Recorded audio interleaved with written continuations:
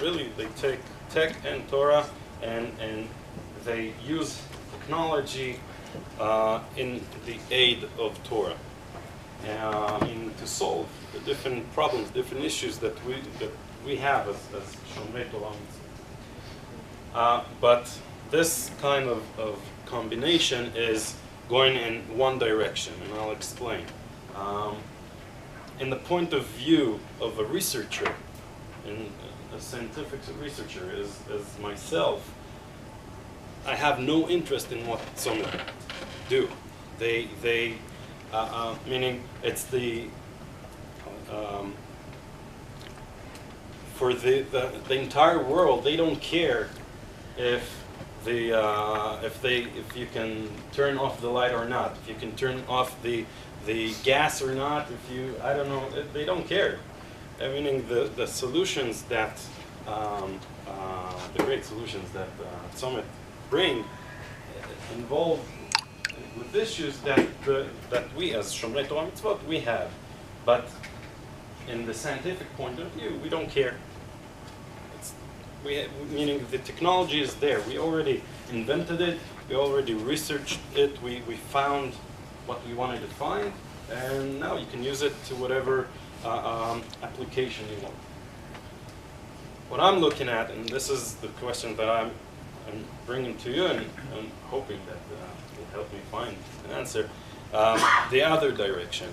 I want to find a research, a real viable scientific research where the Torah is the motivation.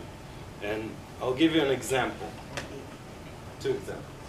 One, which is not the direction that I want to go with, and probably doesn't interest you as technology people, is archaeology. Archaeology is very much inspired by the Bible. Not always. Not every archaeologist in the world care about what the Bible says, but or look to find what the Bible says there is. But the Bible by itself is Tanakh is a motivation to find things. So this is one example. In every archaeologist, whatever article that he writes, interests the entire community of archaeologists. The other example, and for me this is the best one, is about another PhD of a rabbi. Rabbi Yitzhak Herzog is the grandfather of the current Yitzhak Herzog of the Avodah Party. And he wrote his PhD actually in 3 languages, Hebrew, English, and German. And his research was in biology. What was the research about? It was to find the snail or the animal from which you produce the tchelet, the royal blue, or the blue for the tzitzit. So here the Torah motivated the question, but the question by itself is a pure scientific and biological research. And every researcher, in the scientific community, they have interest in the question of what animal produces this specific color. What is the use? What is the application? We don't care if it will be for our tzitzit or for whatever.